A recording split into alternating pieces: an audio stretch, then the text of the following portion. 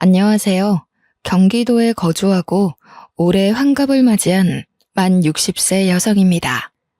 이번에 제 생일을 맞이해서 딸이 환갑을 축하한다며 가족 여행을 선물해 주었는데요. 환갑이라는 나이가 요즘 들어서는 그리 늙은 것이 아니라고는 하지만 딸과 함께 제주도 여행을 갔다 오며 생일을 보내니 감회가 남다르더라고요. 예전에는 잘만 오르던 언덕과 산도 이제는 무릎이 쑤시고 허벅지가 덜덜 떨리는 것이 몸이 많이 늙긴 늙었구나. 예전과는 다르구나 하고 느꼈네요. 제주도 좋다는 말만 들어봤지 저는 처음 가보는 거였어요. 그 말로만 듣던 제주도를 가보니 눈이 탁 트이면서 냄새부터가 확실히 다르더라고요. 한라산에 간신히 올라가서 그 풍경을 내려다보는데 그런 생각이 들더군요. 제가 열심히 살아온 것들이 쫙 펼쳐지면서 자연 앞에서 한없이 겸허해지는 기분이 들었네요. 앞으로는 어떻게 살아가야 할지 마음을 다시 한번 다잡게 되었습니다. 언제 다 커서 결혼까지 하고 엄마한테 효도한답시고 이렇게 환갑 여행까지 선물해 준 건지 우리 딸이 너무 대견스럽더라고요. 사실 딸은 유독 작고 약하게 태어났어요. 몸에 큰 이상은 없었지만 면역력이 약해 아기 때부터 고열에 자주 시달리기도 하고 그때 당시 유행하는 병이란 병은 다 걸려서 제 속을 많이 썩였답니다. 그런 아이가 건강하게 잘 커서 엄마 호강 좀 시켜보겠다고 이리저리 애를 쓰는데 어떻게 기특하지 않을 수 있겠나요? 아이를 키운 부모 입장이라면 다 이해할 거라 생각해요.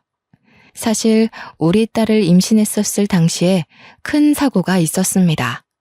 그래서 딸이 유독 약하게 태어난 것에 제 탓이 있지 않을까 하는 생각이 들고는 했죠.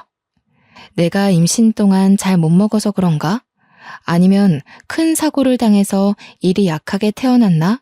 아이를 낳고도 저는 한동안 자책에 시달렸네요. 의사 선생님 말씀으로는 태어날 때부터 그냥 약하게 태어난 것이라고는 했지만요. 다른 애들 사이에서 유독 작은 저의 딸을 보면 마음이 어찌나 아프던져. 제가 우리 딸을 가졌을 그 당시에 정말 큰 사고가 났었다고 했죠. 그때 저는 제가 임신했다는 사실을 알고 있었어요. 그래서 애아빠와 혼인신고를 하러 가기 전에 제 가족들과 다 같이 병원에 가는 길이었고요. 저는 제가 앞으로 행복만 할 줄 알았는데 하늘도 참 무심하시지. 갑자기 사고가 날 줄은 꿈에도 몰랐네요. 꽤 큰 교통사고였고 나중에 들어보니 음주운전이라고 하더라고요. 저는 아이를 품은 채로 부모님과 애아빠 모두를 잃고야 말았습니다. 일어나 보니 병원이더군요. 제가 깨어났을 당시에 저희 부모님도 애아빠도 모두 다 사망한 상태라서 충격이 컸죠. 너무 많이 힘들었고 받아들이기 힘든 현실이라서 그때의 자세한 기억은 나질 않아요. 이제야 덤덤하게 말할 수 있는 그런 사정으로 딸을 혼자서 낳고 키우게 되었는데 제가 얼마나 힘들었을지 예상 가시나요? 하루아침에 모든 행복이 다 사라진 듯한 기분이었네요. 눈만 감으면 부모님의 미소와 웃음소리가 떠오르고 가만히 귀를 기울이면 애아빠가 저에게 속삭여주는 달콤한 말들이 떠오르는데 막상 눈을 떠 주위를 둘러보면 저만 있을 뿐 아무도 없었습니다. 죽지 못해 먹고 죽지 못해 아이를 낳았죠. 그렇게 태어난 아이는 당연히 또래보다 약하게 태어났네요. 어려서부터 아이가 잘 아프니까 아이도 고생하고 저도 고생을 많이 할 수밖에 없었어요. 안 그래도 저는 배움이 길지도 않았고 가진 기술도 딱히 없었는데요. 자식까지 자주 아픈 미혼모를 취급해주는 직장은 눈 비비고 찾아봐도 없더라고요. 그래서 저는 식당 허드렛 일을 겨우 전전하며 간신히 입에 풀칠만 했습니다. 그마저도 아이가 아프면 빠질 수밖에 없으니 정말 당연하게도 식당 허드렛 일로는 나가는 돈이 채워지지 않더군요. 부업을 찾아다니며 인형에 단추를 붙이는 등 여러 일을 하다가 시간이 날 때마다 반찬을 만들어 시장에 내다 파는 식으로 돈을 벌기 시작했어요. 그리 모은 돈은 모으는 족족 철마다 아픈 우리 딸에게 쏟아부었고 밑 빠진 독에 물 붓는 듯한 생활을 이어갔습니다. 시간이 날 때마다 반찬을 만들다 보니 정해진 날짜에 반찬을 만들어 팔 수는 없었지만요. 그래도 그런 생활이 몇 년이 흐르니 저에게도 단골이라는 손님이 생기더라고요. 그중 제일은 한 할머니셨는데 저에게서 반찬을 사가실 때마다 저를 그리 구박하고는 했어요. 도대체 장사를 언제 하는지 말을 해달라며 왜 장사의 기본조차 잘 안 지키냐고 툴툴대던 할머니셨죠. 내가 원래 잘 돌아다니지 않는데 이 반찬 때문에 시장을 매일 둘러봐. 매일 둘러본다고. 도대체 언제 나와서 반찬 갖다 파는 거야? 나에게만 귀띔 좀 해줘. 도대체 반찬 가게는 또 언제 낼 계획이고? 에휴, 좀만 맛없었어도 진작에 안 왔어. 장사에 기본도 안 되어 있는데 맘만 좋아가지고는 문 열면 꼭 말해줘야 해. 알았지, 세댁?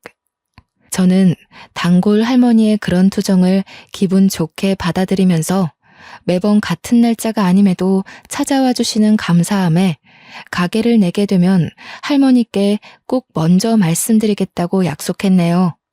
계절이 바뀔 때마다 혹은 유행하는 병이 바뀔 때마다 아이는 꼭 어디 하나씩은 걸리고 아파서 제가 많이 걱정하고는 했죠.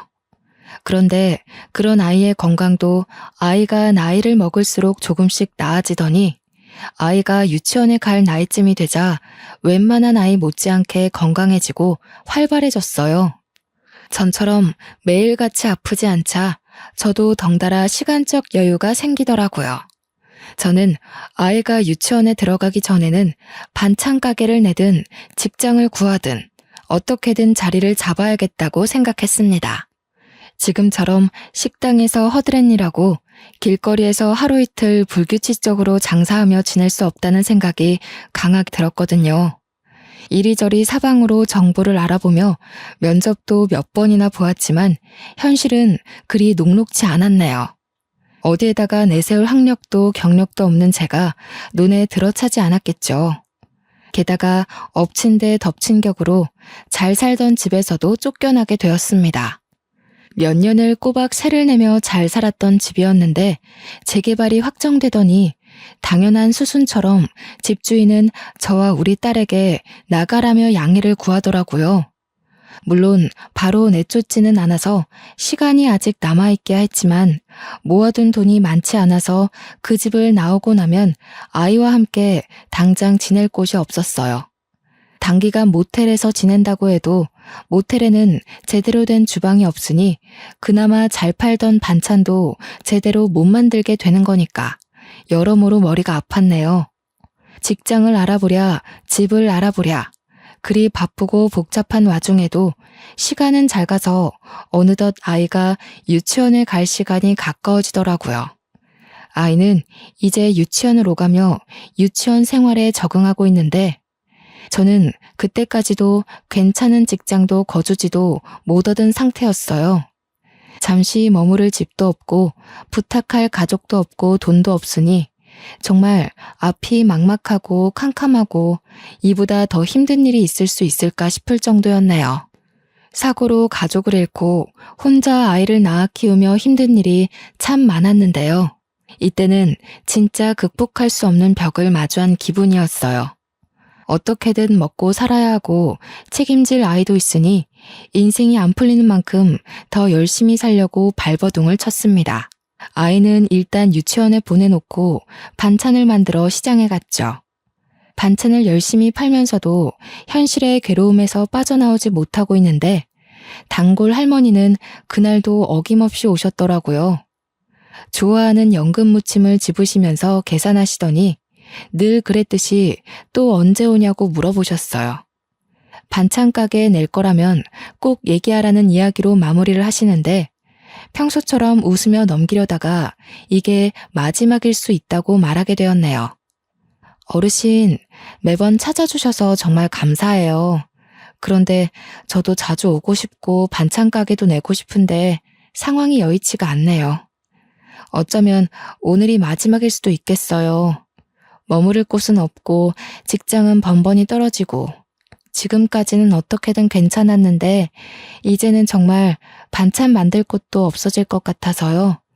그래도 그간 감사했어요. 에? 무슨 일인데 그리 심각하게 못 온다 말을 해. 자 좀 말해봐.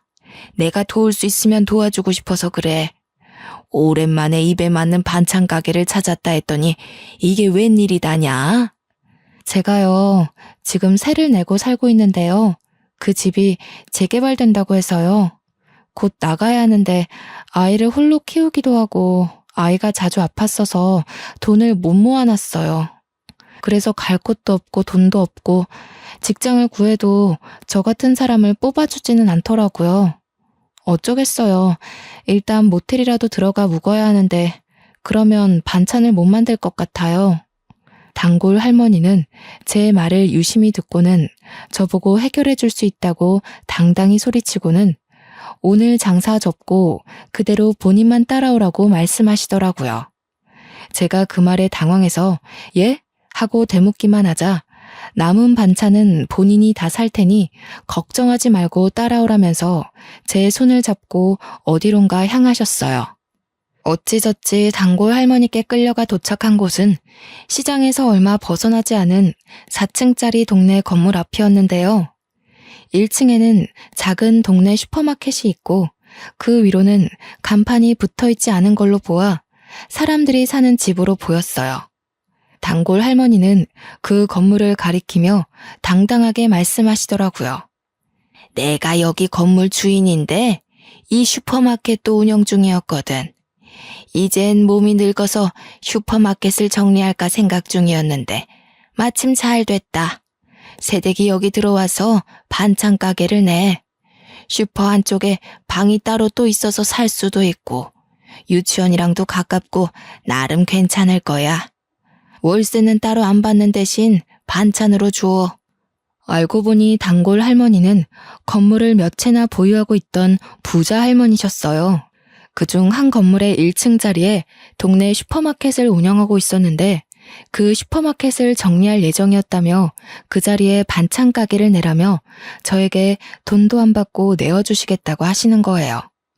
대신 본인이 좋아하는 반찬을 알려주시면서 맛있게 만들어달라고 하시는데 너무나 감사했어요.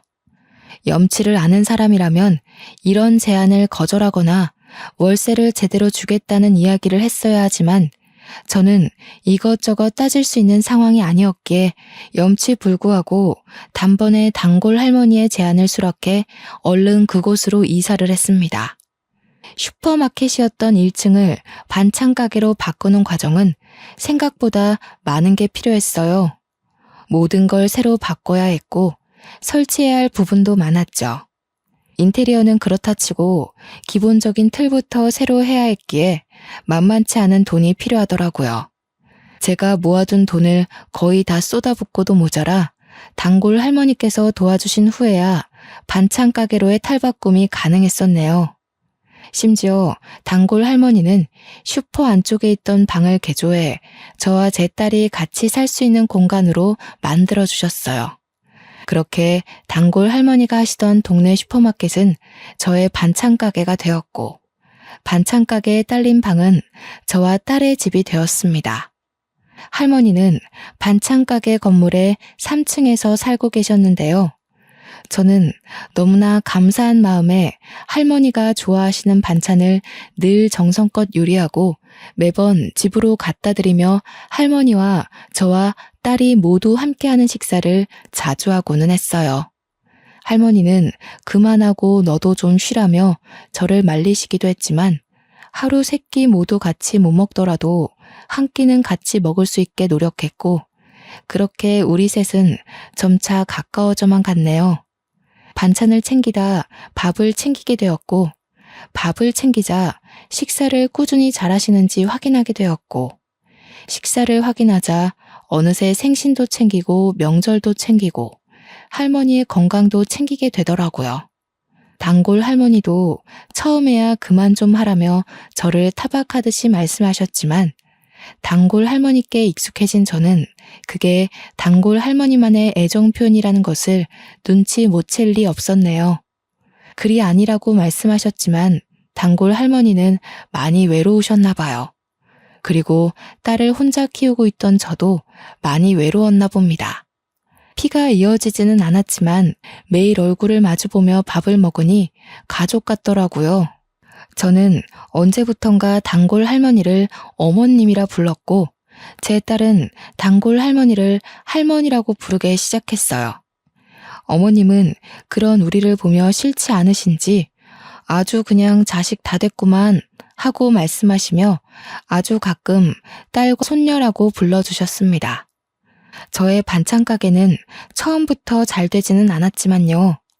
시간이 흐르면 흐를수록 단골이 생겨났고 천천히 발전되어 갔어요. 나름 그곳에 자리를 잡게 된 것이죠. 제가 딸을 처음 유치원 보내면서 결심한 것이 어디로든 나와 딸을 위해 자리를 잡는 거였는데요. 그때 당시에는 결코 이뤄질 수 없다고 생각했던 게 조금씩 이루어져 딸이 어느새 커서 초등학교를 졸업할 나이가 될 때쯤에는 저 스스로도 내가 이 동네에 자리를 잡았구나 싶었습니다. 저는 아직도 저의 손을 잡아 끌고 가서 저에게 건물을 소개해 주시던 어머님의 또랑또랑한 목소리와 모습이 눈에 아른거리는데요. 그리 정정하시던 어머님은 어느새 많이 늙어 잘 걷지도 못하시고 기침을 자주 하시더라고요. 저는 그런 어머님을 최대한 정성스럽게 보살피고 있었죠. 요즘 따라 어머님이 늙으신 티가 더 나는 것 같아 건강에 좋다는 것은 모두 해서 먹였어요. 다행히 어머님도 제가 만든 요리들이라면 편식 없이 잘 드시곤 했네요. 그날도 똑같았어요. 그날도 늦은 저녁까지 가게 문을 열고서는 저는 어머님께 바로 갖다 드릴 생각으로 보양식과 기침에 좋은 생강차를 만들고 있었어요. 재료 선택부터 손질, 조리 등등 하나부터 열까지 오로지 저의 정성이 다 들어간 요리라서 제가 반찬 가게에서 파는 반찬들보다 더 정성을 쏟게 되더라고요. 땀을 뻘뻘 흘려가면서 만들다 보니 어느새 마감 시간은 훌쩍 지났고 너무 늦어지는 것 같기도 하고 이제 생강차도 마무리만 하면 돼서 가게 문을 닫으려 밖으로 나갈 때였네요. 간판 불을 끄고 주변을 정리하고 있으니 깡마르고 어린 학생으로 보이는 어떤 여자가 저에게 말을 걸더군요. 저기요, 혹시 이 반찬 가게 오늘 영업 끝났나요? 오늘 꼭 사고 싶은 반찬이 있는데 괜찮으시다면 잠시 열어주실 수는 없으신가요? 그 여자분이 저에게 굉장히 미안해 보이는 모습으로 손끝을 매만지며 말을 하는데 어쩔 수가 없더라고요. 그리고 그 여자분은 며칠 전부터 마감 바로 전에 오셔서 반찬을 구매하시던 손님이라 제가 기억하고 있던 손님이었어요. 마침 떨이 반찬도 몇 개 남아 있었고 생강차도 완벽히 마무리된 상태는 아니라 제가 생강차를 다 마무리할 때까지 둘러보시라고 하고 저는 생강차에 신경을 기울였네요. 만든 생강차를 유리병에 옮겨 담고 설거지까지 마치자 여자가 조심스레 계산을 요청하더군요. 계산을 해주려는데 여자분이 굉장히 머쓱한 얼굴로 떨이 반찬 하나만 내미는 거 아니겠나요? 대수롭지 않게 계산을 해주고 포장을 해주려는데 며칠간 봐왔던 여자의 모습이 순간 머릿속을 스치더라고요. 그러고 보니 늘 그랬어요.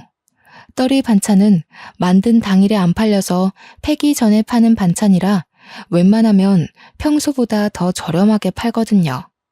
거의 재료값만 받으면서 파는 정도인데 이 여자분은 그마저도 고민하다 하나만 사가고는 했었죠. 그게 딱 생각이 나면서 괜히 마음이 쓰이던데요. 결국 나머지 떨이 반찬도 다 가져가라 하고 같이 포장해 주었네요. 여자는 저에게 너무나 감사해하며 고개를 연신 숙였고 여태까지 그랬듯이 다음 날에도 그 다음 날에도 저의 반찬 가게를 마감 시간 전에 들리며 떨이 반찬을 하나씩 사갔습니다. 그때마다 저는 떨이 반찬을 몇 개 더 얹어주거나 가끔은 미리 하나 빼놓은 고기 반찬을 얹어주기도 했네요. 왜 그랬는지는 저도 잘 모르겠어요. 그냥 예전에 입에 풀칠만 하던 제가 생각이 나더라고요. 그렇게 몇 달이 흐르고 이런 상황들이 서로에게 익숙해진 날이었어요. 그날도 저는 두부조림 반찬을 미리 하나 빼놓고 있었죠. 여자가 와서 떨이 반찬 하나를 구매하자 매번 그랬듯 습관처럼 떨이 반찬과 두부조림 반찬을 같이 포장해서 건네주는데요. 평소처럼 감사하다고 말하며 고개를 숙이던 여자가 그 상태로 멈춰 있는 거예요. 오늘 많이 힘드셨나 봐요, 손님. 어디 불편하신 곳 있으세요? 괜찮으세요? 제가 뭐 도와드릴 게 있을까요? 제가 당황해서 괜찮으세요? 하며 말을 거니까 여자는 욱욱거리면서 울음 참는 듯한 소리를 내더니 갑자기 막 우는 거 아니겠어요? 눈물이 어찌나 샘솟던지 휴지를 갖다 줘도 끝나지 않더라고요. 이런 상황은 또 처음이라서 어찌할 줄을 모르고 있으니 여자가 저에게 죄송하다면서 하는 말이 이번이 마지막 방문일 수도 있다는 거예요. 갑자기 눈물이 나서요. 죄송해요. 그런데 제가요, 오늘이 마지막일 수도 있어요. 제가 일하던 곳이 순댓국집이었는데 재개발로 없어진다고 하더라고요. 일할 곳이 없어졌는데 제가 오늘이 마지막 근무였어가지고 그래서 그간 너무 감사했는데 눈물이 갑자기 저도 모르게 나가지고요. 그동안 너무 감사했어요. 경황 없이 줄줄 흘러나오는 여자의 말을 잠자코 듣고 있었는데 어린 사람인데도 사정이 참 딱하더라고요. 여자는 고등학교를 졸업하자마자 애를 낳으면서 부모와 연을 끊었다고 해요. 애아빠는 본인이 책임지겠다더니 혼인신고하기로 한 전날 도망갔다고 하고요. 그래서 주변에 도움 없이 현재 3살짜리 아기를 혼자 키우는 중인데 일할 곳 찾기가 너무 힘들었다고 하더라고요. 다행히 좋은 순댓국집 사장님을 만나서 여태 순댓국집에서 일해왔는데 재개발로 순댓국집 건물이 없어지게 되었다고 그러네요. 순댓국집 사장님은 나이도 꽤 있으셔서 이 김에 고향으로 내려가기로 했다고 하고 여자는 일할 곳을 잃게 되어 여기저기 알아봤으나 일을 구하지는 못했다고 그러고요. 오늘이 마지막 근무였다고 하면서 앞으로 이쪽으로 올 일이 거의 없을 것 같다며 오는데요. 어찌나 저의 모습 같던죠. 저도 같은 미혼모였기 때문에 알거든요. 일 구하기 힘들고 하는 일마저 힘든 일이었다는 걸요. 한번 막히면 그 앞을 다시 찾아서 나아가기가 얼마나 힘든지도요. 식당 허드렛 일마저도 내가 아쉬워서 다니다가 피치 못한 사정 때문에 쫓겨나는 듯한 기분을 저도 매우 잘 알죠. 비슷한 경험을 겪어봤기에 동질감을 느낄 수밖에 없더라고요. 물론 저는 사고로 가족을 잃었고 여자는 아이를 가지면서 가족들과 애아빠와 안 좋은 이별을 맞이하게 된 거라 저와는 다른 부분이 있기야 하지만요. 그럼에도 저의 예전 모습과 많이 비슷하다는 생각과 더불어 제 과거 모습이 떠오르는 건 어쩔 수 없었네요. 그리고 어머님이 저에게 베풀어 주신 은혜가 생각이 나더라고요. 저도 딸 하나 저 혼자서 키우고 있어요. 그래서 기분 나쁘게 듣지 마시고요. 제안 하나만 해볼까 하는데요. 혹시 제 가게에서 일할 생각 있나요? 아기 데려와서 돌보며 일해도 괜찮고 근무 시간은 저와 똑같아요. 저는 반쯤은 충동적으로 여자에게 제안을 하나 하게 되었어요. 우리 가게에서 일해보지 않겠냐는 제안이었는데 마침 직원 한 명 필요하기는 했거든요. 장사가 점점 잘 되기도 하고 저의 평생 은인이신 어머님의 몸이 점점 안 좋아지는 게 느껴지기 때문이었어요. 당연히 너무 감사하죠. 제가 지금 사양하거나 할 처지가 아니라서요. 스스로 염치 없지만 감사하게 받아들일게요. 정말 감사합니다. 여자는 아니나 다를까 그때의 저처럼 감사하다면서 열심히 일하겠다고 하더라고요. 어머님이 나에게 그랬던 것처럼 나와 비슷한 처지의 사람을 도우니 어머님께 뭐라도 보답을 한 기분이었어요. 저도 동정이든 뭐든 물불 가리지 않고 주어지는 기회를 잡았어야 했죠.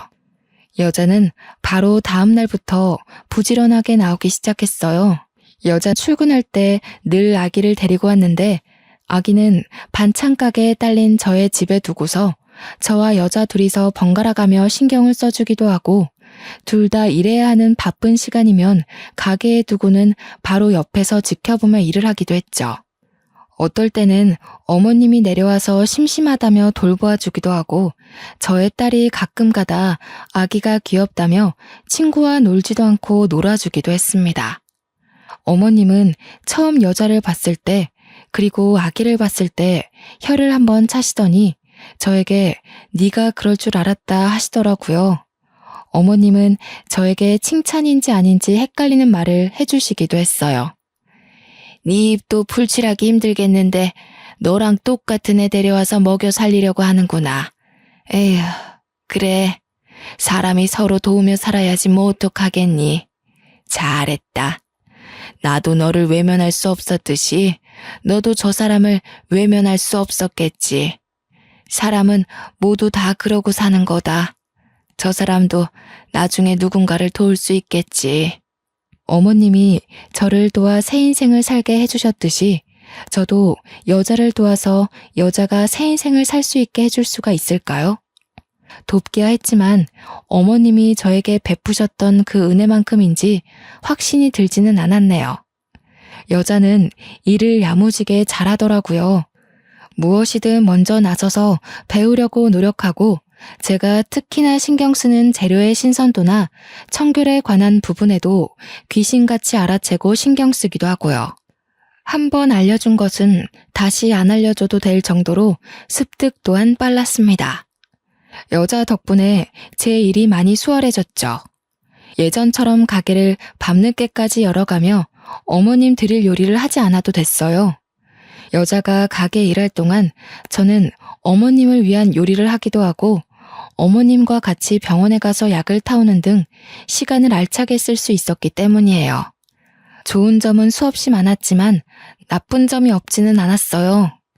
충동적으로 뽑은 만큼 처음에는 저도 여자에 대해서 잘 모르는 부분도 많고 서로 안 맞는 부분이 있었거든요.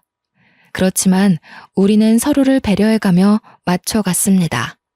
아기가 아플 때면 저는 여자에게 얼른 퇴근하고 병원에 가보라며 등 떠밀기도 했고 어머님이 아프시면 여자가 저에게 어머님을 돌봐드리라며 등 떠밀기도 했어요. 서로가 비슷한 사정이니 금세 친해지게 되더라고요. 어머님과 저, 그리고 우리 딸까지 셋이서 먹던 저녁은 여자와 아기를 포함해 5이서 먹게 되었고요. 처음엔 어색해하던 어머님도 싹싹한 여자의 태도에 적응을 빠르게 하셨어요. 저 혼자 요리하고 설거지하던 것도 여자와 둘이서 나눠서 하니 착착 진행되고 얼마나 수월하게 끝나던져. 여자에게 도움을 주려고 같이 일하자고 한 행동이 되려 저에게 도움이 되는 듯 했네요. 피가 이어진 가족은 아니지만 끈끈한 인연이 닿았다는 생각이 들었어요. 마치 어머님과 저 그리고 여자는 엄마와 자매 같다는 또한 잠시나마 했습니다. 어머님도 북적북적한 분위기가 싫지 않아 보였어요. 오히려 어린 아기까지 있으니 힘이 더 넘치시는 듯 보이기도 하셨네요. 그런 상황에서 여자가 저를 잘 따라줘서 얼마나 고맙던지요. 그렇게 1년이 지났을까요? 잘 모르는 남에게 도움이 되려 했던 저는 오히려 행운이 굴러들어온 것 같았네요.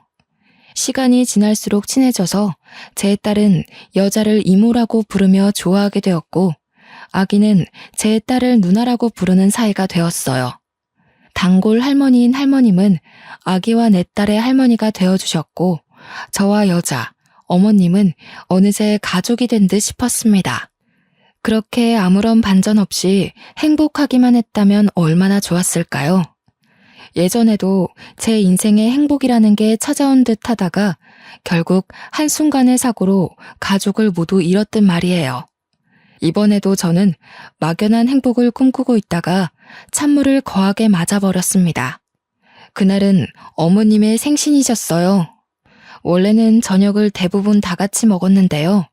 그날은 가게 문을 일찍 닫고서는 다 같이 점심부터 맛있는 밥을 먹으려고 했어요.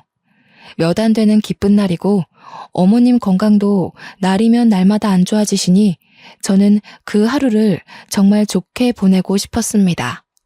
미래의 오늘을 떠올리면 정말 행복하게 식사했었지, 어머님께 좋은 추억 선물해드렸었지 자신할 수 있게끔 말이에요.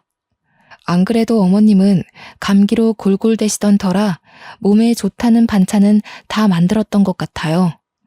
어머님이 워낙 좋아하시던 연근무침은 물론 속 편하게 드실 수 있는 전복죽도 만들고 생신이시니까 미역국도 만들고 조기도 실한 놈으로 구해다가 구웠죠. 미리 준비해 놓은 생크림 케이크에 초를 꽂고 부르쳐서 생일 축하 노래도 불러드렸습니다. 뭐 이런 걸 쓰냐며 고깔모자를 흉보시던 어머님은 결국 고깔모자를 쓰고 박수를 치면서 우리들의 생신 축하 노래를 즐기시더라고요. 그리 거대하지 않고 소박한 잔치였지만 우리는 모두 행복하게 웃었던 기억이 나요.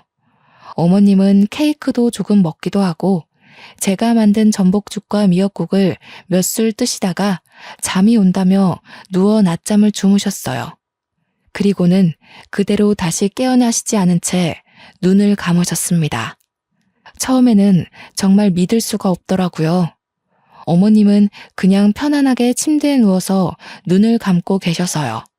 딱 보았을 때도 낮잠을 자시는 것처럼 보였거든요. 어머님이 잘 주무시는 걸 계속 확인하면서 방을 왔다 갔다 오가고는 했는데 도대체 언제 돌아가신 건지 짐작을 할 수도 없었네요. 그저 저는 저녁 먹을 때가 되어서도 일어나시지 않아서 어머님을 깨우러 들어갔던 것뿐이었는데 그게 어머님과의 마지막이었을 줄 정말 누가 알았겠어요. 정말 행복하게만 보내고 싶던 좋은 날에 좋게 가셨으니 이 정도면 잘 가신 거야 싶다가도 눈물을 줄줄 흘리며 돌아가신 게 아니라며 부정하게 되더라고요. 가족을 잃고 다시 만나게 된 가족이었는데 허무하게 잃어버린 것 같았죠. 멍하니 어머님의 장례식을 치르는데요. 어머님이 아프셔도 코빼기도 보이지 않던 어머님의 아들이란 사람이 찾아오더라고요. 그러면서 아주 당당히 상주 자리를 차지하던데 저는 그 앞에서 말 한마디 할 수가 없었어요. 혈연으로도 서류상으로도 어머님의 가족은 바로 그 사람이었으니까요. 어머님의 다른 가족들도 많이 왔는데 저는 너무 허탈하고 화가 나더군요. 어머님이 살아계실 때나 잘할 것이지 죽고 나서야 저렇게 많이 오면 뭐합니까? 누가 봐도 얻어먹을 것이 있어서 온 게 아주 뻔했죠. 심지어 장례식이 제대로 끝나기도 전에 벌써부터 유산 문제로 자기들끼리 소리치며 싸우기까지 하더라고요. 네가 여기 어디라고 찾아오길 찾아와. 당신 줄 거 하나도 없어. 당장 저리 가지 못해? 우리 엄마 재산 탐나서 여기까지 찾아온 것 같은데 제발 상관 말고 감히 넘보지 말고 여기에서 나가. 알겠어? 어머님께 제가 몇 년을 붙어 있으면서 단 한 번을 찾아오지 않는 가족을 보고는 대충 예상하기는 했었지만요. 이렇게 콩가루 집안이라고 생각하지는 못했는데 막장 드라마에서나 볼 법한 말을 서로 주고받으며 싸우더라고요. 저는 그런 와중에도 눈칫밥 먹어가면서도 3일 내내 장례식장을 조용히 지키고 있다가 저의 집으로 돌아왔습니다. 여자는 그런 저를 배려해 주듯이 아무런 말도 없이 혼자서 반찬 가게를 운영해주고 제 딸도 돌보아 주었어요. 본인도 장례식에 오고 싶고 어머님 옆을 지키고 싶었을 텐데 늦은 밤에 잠깐 와서 얼굴만 비추고 간 것이 다였습니다. 그 말없는 배려가 너무 고맙더라고요. 덕분에 어머님을 아무런 걱정 없이 보내고 올 수 있었거든요.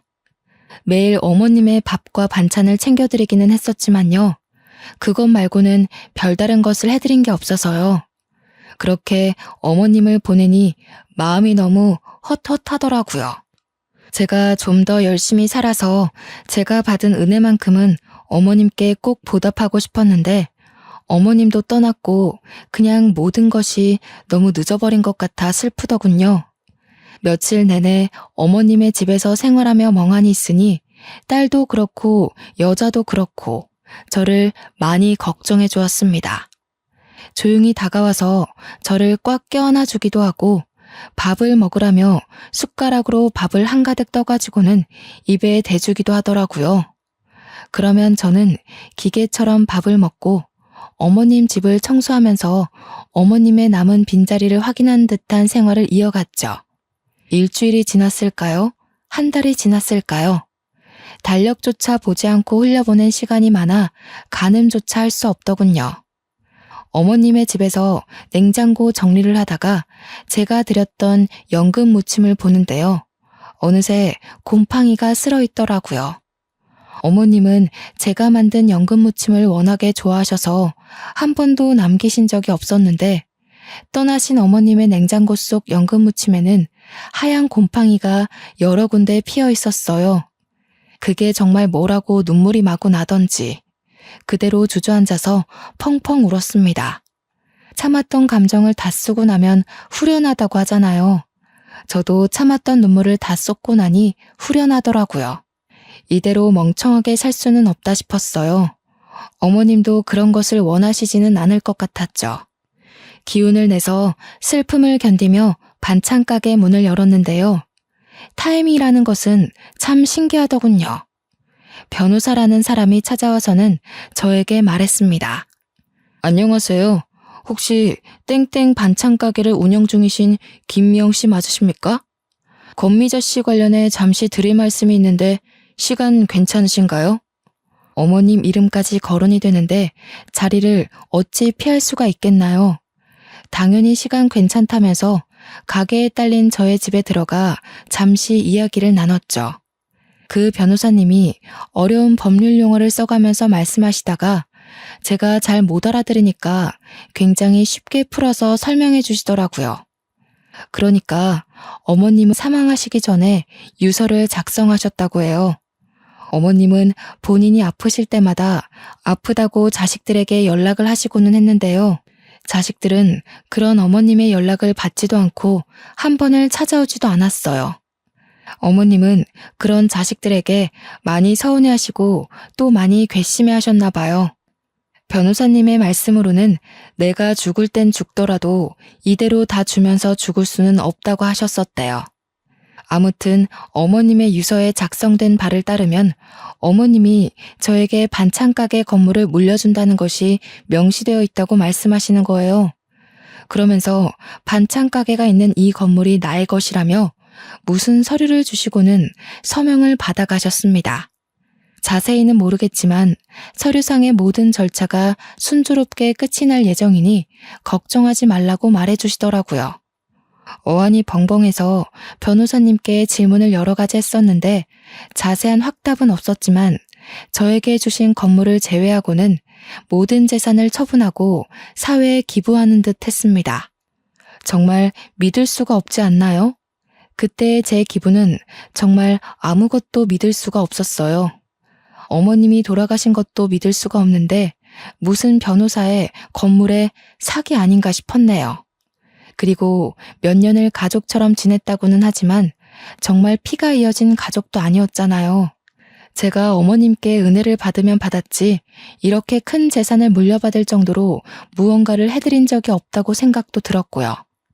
그런데 이렇게 돌아가시면서도 저에게 하나를 더 지어주고 가시니 그럼 나는 무얼 해야 보답할 수 있지? 생각이 많아질 수밖에 없더라고요. 당연하게도 어머님의 가족이라는 분들은 매번 반찬 가게를 찾아와 행패를 부리고는 했습니다. 다 늙은 노인네 어떻게 꼬셔서 재산을 가로챘냐느니 어쩐지 장례식에 3일 내내 붙어있더니 이런 속셈이 있었냐느니 험한 말을 여럿 뱉어내더라고요. 저는 변호사님이 주고 가신 명함 전화번호로 연락을 취하며 장례식에서 못 뱉던 말을 그제야 한마디 당당히 내뱉을 수 있었네요. 너네들이 자식이긴 자식이야? 어머님이 아프시다고 전화를 걸어도 받지도 않고 무시만 하더니 돌아가시고 나서야 찾아와서는 재산 내놓으라고 큰 소리만 치고 정말 너네가 어머님 자식 맞아? 난 어머님과 피는 이어지지 않았지만 그래도 내가 입은 은혜만큼은 갚으려고 애를 쓰며 살았어. 이건 어머님의 결정이야. 누구도 뭐라 못해. 어머님의 자식들에게 말을 내뱉으면서도 마음이 좋지는 않더라고요. 그래도 유서에 남긴 어머님의 뜻을 지키려고 했습니다.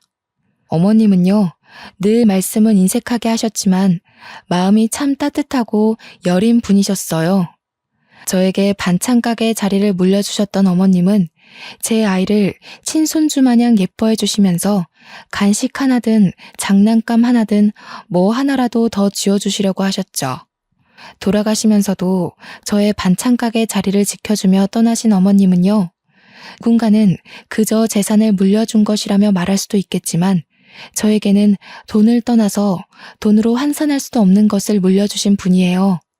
제가 괜히 은인이라며 은혜를 입었다며 했겠나요? 가족을 잃고 집 자리를 잃고 제 인생의 방향마저 잃을 뻔했을 때 오갈 곳 없던 저의 인생을 고든 길로 걸어나갈 수 있게 인도해 주셨어요.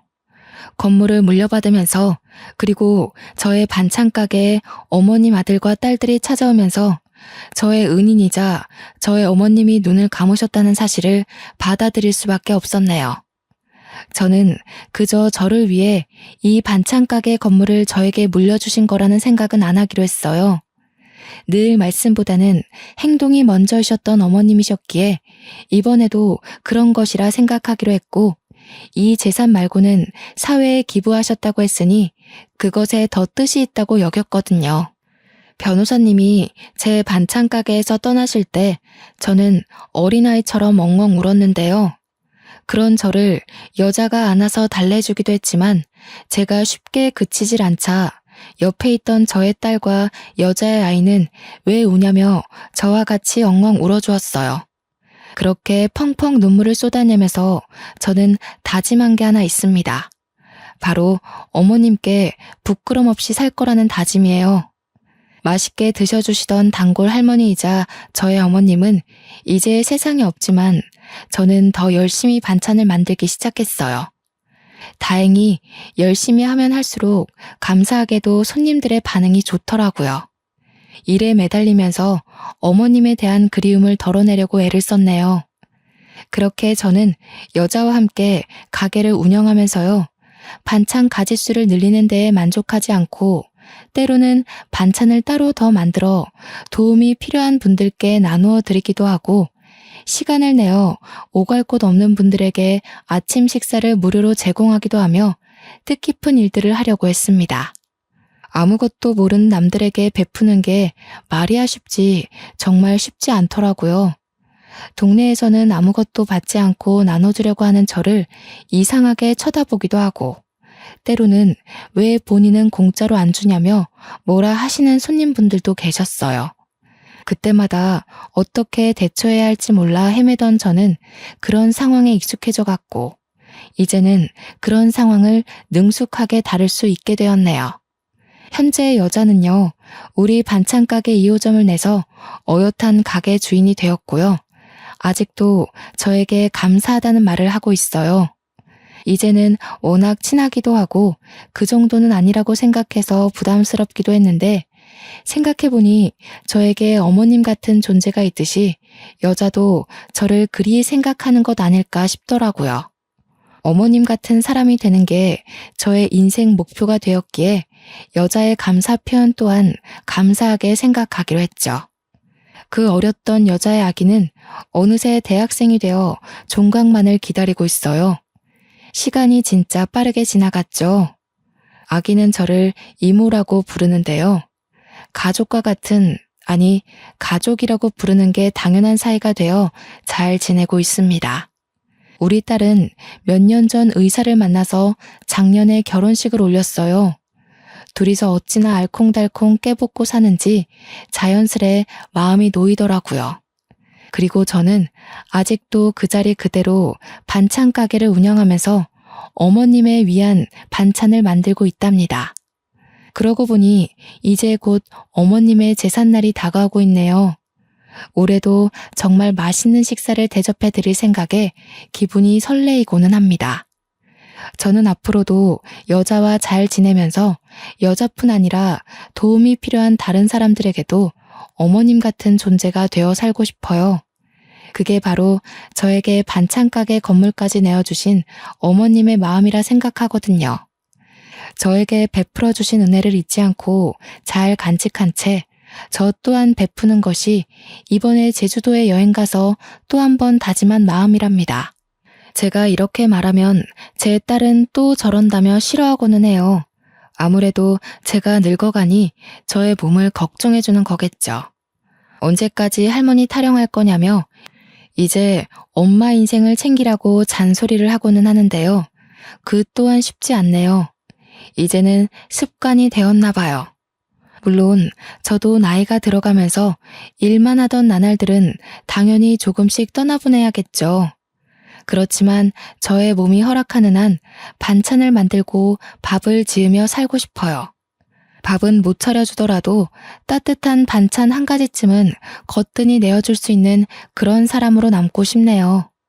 제 이야기 꽤 길었던 것 같은데 재미있으셨나요? 여러분들은 어떤 사람으로 남고 싶으신가요? 서로를 도우며 살아가는 따뜻한 사회를 꿈꾸며 저는 이만 글을 마치겠습니다. 제 사연 들어주셔서 감사하고 우리 꼭 같이 행복해져요. 감사합니다.